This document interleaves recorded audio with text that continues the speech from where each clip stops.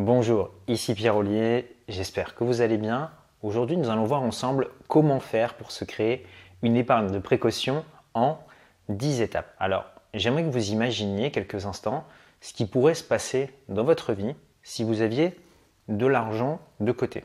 Admettons que vous ayez 6 mois de salaire d'avance sur votre compte bancaire, 1 an d'avance, peut-être même 2 ans, 3 ans, peut-être plus. Comment est-ce que vous vous sentiriez? Est-ce qu'il y a des choses qui changeraient dans votre vie? Est-ce que certains problèmes disparaîtraient? Est-ce qu'au lieu de faire un crédit pour s'acheter la voiture, vous pourriez payer comptant? Est-ce que vous pourriez régler vos factures à temps? Est-ce que vous éviteriez des frais de découvert à la fin du mois? Est-ce qu'il y aurait du stress qui serait enlevé? J'imagine que la réponse est oui. C'est pour ça que c'est une vidéo qui est extrêmement importante et je vous invite vraiment à suivre chacun de ces points qu'on va énumérer aujourd'hui et de les suivre rigoureusement si vous souhaitez atteindre cet objectif. La première chose que je vous recommande de faire, c'est de prendre un pourcentage de ce que vous gagnez tous les mois et de le mettre de côté automatiquement. Donc par exemple, 10% de ce que vous gagnez, vous allez le mettre de côté tous les mois. Donc si vous gagnez 1500 € par mois, vous allez mettre tous les mois de côté 150 €. Si vous gagnez par exemple 2000 €, vous allez mettre tous les mois de côté 200 €.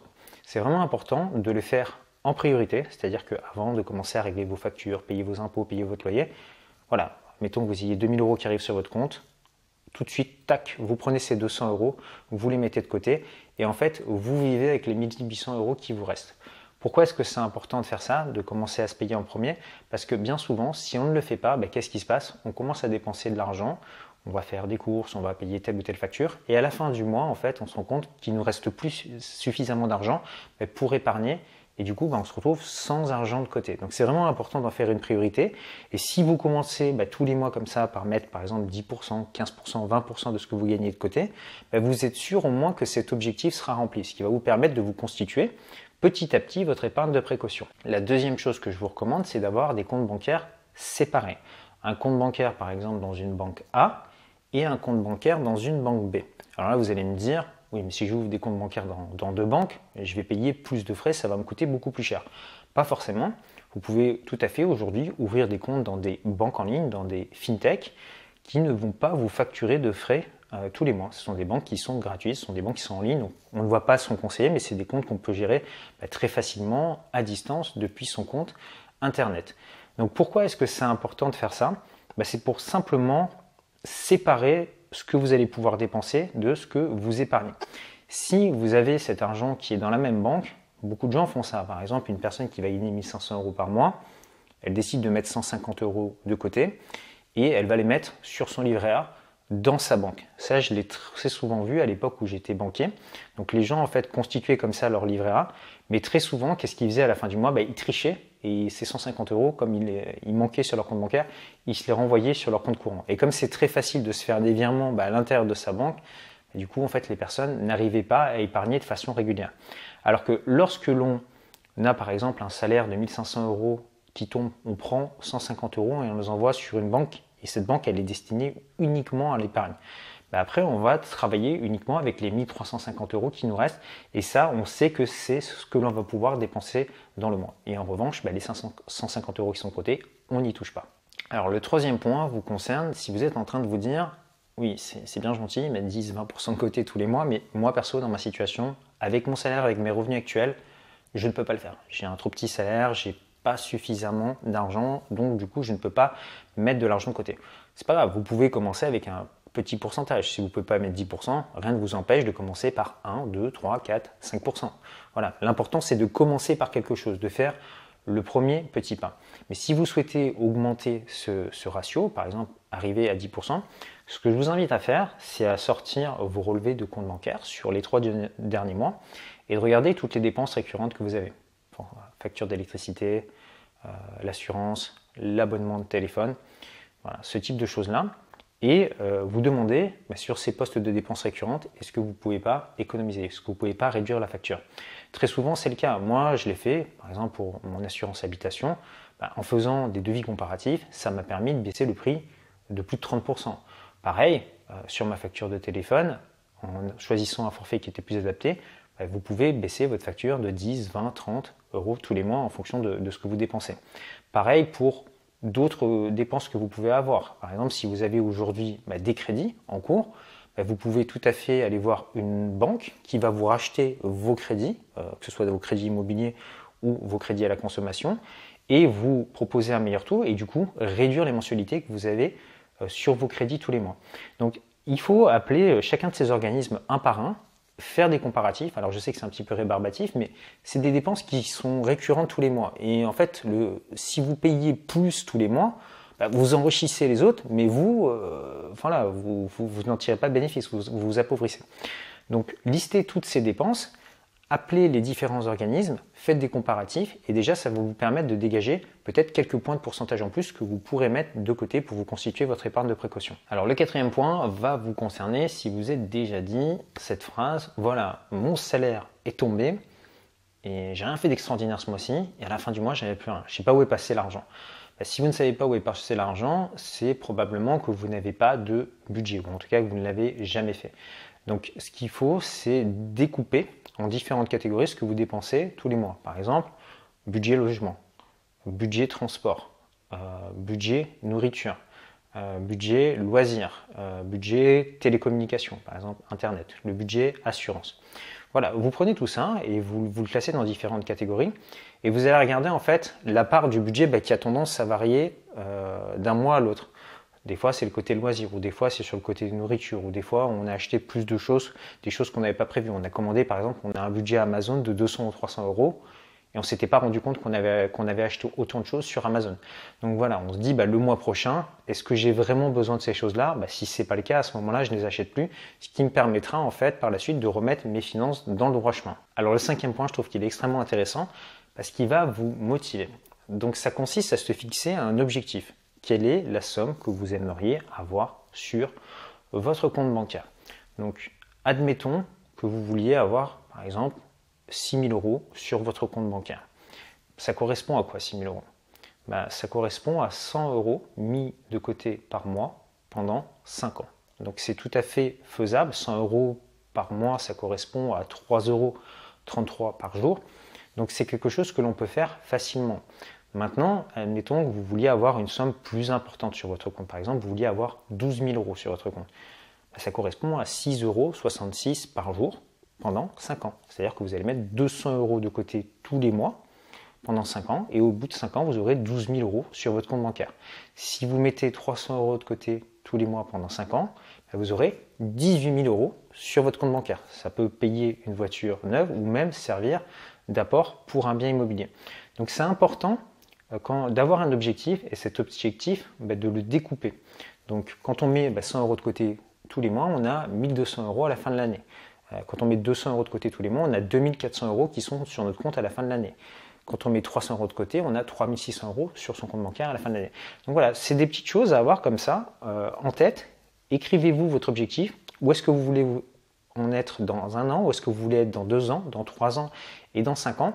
Et le simple fait de l'avoir écrit sur une feuille ou de le tenir sur un petit drive en ligne, vous allez voir que vous allez avoir beaucoup plus de chances d'atteindre votre objectif que si vous le faites au doigt mouillé. Vous attendez de savoir de quel côté les dépenses vont arriver, de quel côté le vent va tourner. Non, faites-le, écrivez cet objectif et le fait de l'avoir écrit, vous allez voir que vous allez avoir beaucoup plus de chances de l'atteindre. C'est tout bête, mais notre cerveau fonctionne comme ça. Quand on planifie les choses, on a tendance à les accomplir beaucoup plus que si on ne le fait pas. Alors, le 6e point, c'est une règle qui est extrêmement importante si vous souhaitez améliorer vos finances personnelles. Qu'est-ce que c'est que cette règle? Cette règle, elle est très simple. Acheter des actifs et arrêter d'acheter des passifs. Qu'est-ce que c'est qu'un actif? Un actif, c'est quelque chose, vous allez l'acheter et tous les mois, ça va vous rapporter de l'argent. Donc, c'est quelque chose que vous allez faire qui, tous les mois, va vous rapporter de l'argent. Par exemple, vous avez un emploi, votre emploi, c'est un actif. Vous allez travailler, vous échangez votre temps contre de l'argent et ça vous rapporte de l'argent tous les mois.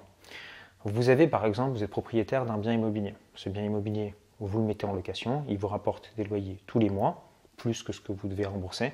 C'est un actif, ça vous rapporte de l'argent tous les mois. Vous avez une voiture maintenant, vous avez un crédit à la banque et vous devez rembourser 200 euros tous les mois auprès de votre banque. Et cette voiture, en fait, elle ne vous rapporte pas spécialement d'argent. Vous l'utilisez tous les jours, mais elle ne vous rapporte pas d'argent. Cette voiture, en fait, c'est un passif. Par contre, qu'est-ce que c'est qu'un actif? C'est, imaginons une personne qui va acheter une voiture. Certes, elle fait un crédit de 200 euros, mais ensuite, c'est une personne qui va être par exemple chauffeur de taxi ou chauffeur sur Uber. En fait, cette voiture va lui permettre de gagner plus d'argent que ce qu'il dépense, donc il a transformé son véhicule en actif. Donc évidemment, la règle, ce n'est pas de ne jamais acheter de passif, parce qu'on est obligé de temps en temps d'acheter des passifs, mais c'est d'essayer de le limiter. Et à chaque fois qu'on doit faire une dépense importante, de se poser cette question, est-ce que j'achète un actif ou est-ce que j'achète un passif? Si vous achetez des passifs, en fait, mécaniquement, vous répétez ça année après année, tout au long de votre vie, vous allez vous appauvrir. Si vous achetez des actifs, chaque année vous achetez par exemple un nouvel actif, mécaniquement vous allez vous enrichir parce que vous allez développer comme ça plusieurs sources de revenus. Avant vous aviez votre salaire, si maintenant vous achetez un actif, vous allez avoir 2 sources de revenus. Vous achetez un deuxième actif, vous allez maintenant avoir 3 sources de revenus.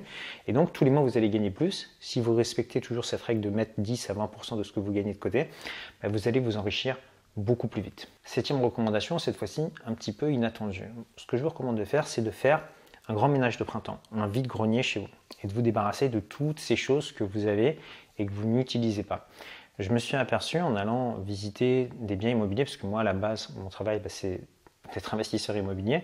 En fait, quand j'allais chez des personnes qui avaient des difficultés financières, très souvent, quand je visitais leur appartement était extrêmement chargé. Il y avait des bibelots partout, des trucs en plastique, des outils, des choses qui traînaient, un vélo elliptique, ces choses-là. Donc, le vélo elliptique, je ne sais pas combien la personne avait payé, mais au moins 600-700 euros. Et il est rangé dans le placard, sous la table à repasser, et il sert en même temps à stocker tout ce qui est produits ménagers.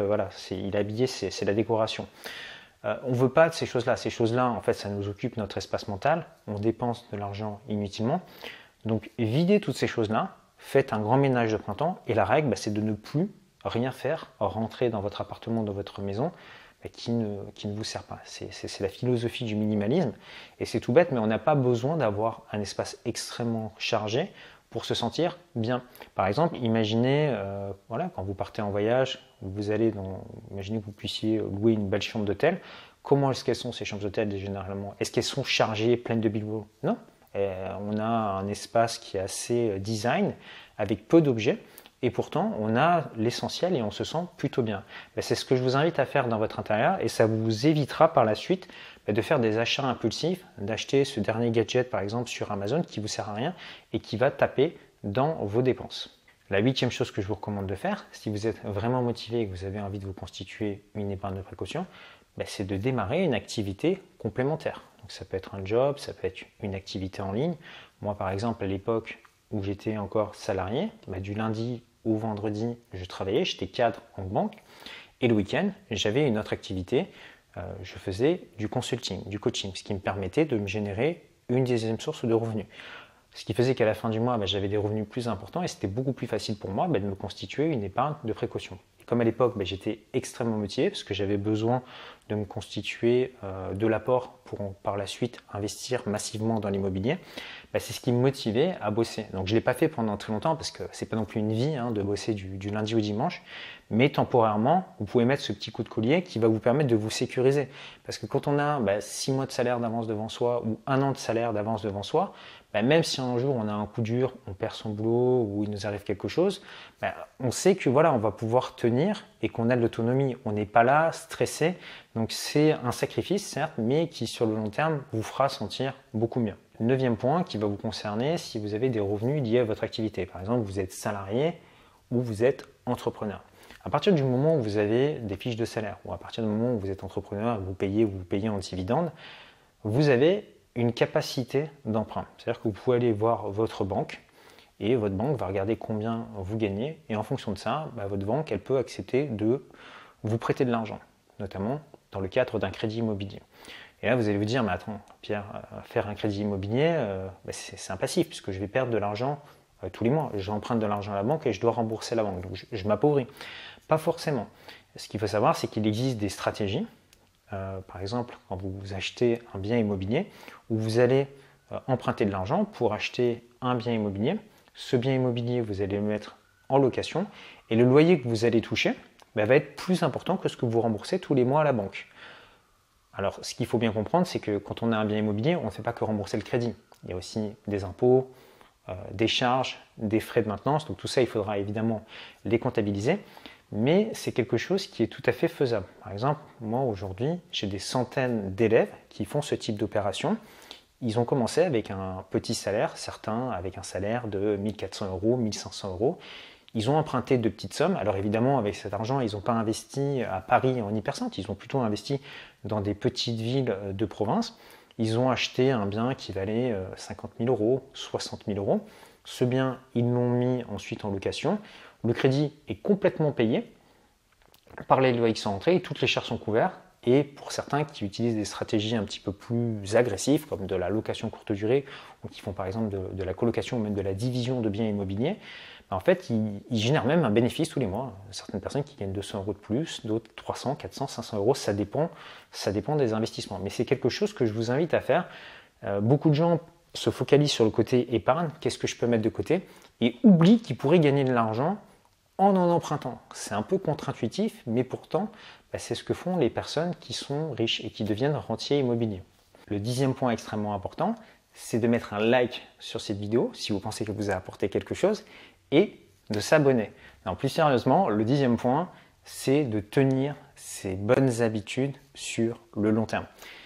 Ce qui fera que vous aurez des résultats financiers sur le long terme, c'est votre capacité à avoir de la discipline dans vos finances, à le tenir sur le long terme. C'est ce qui s'appelle l'effet cumulé.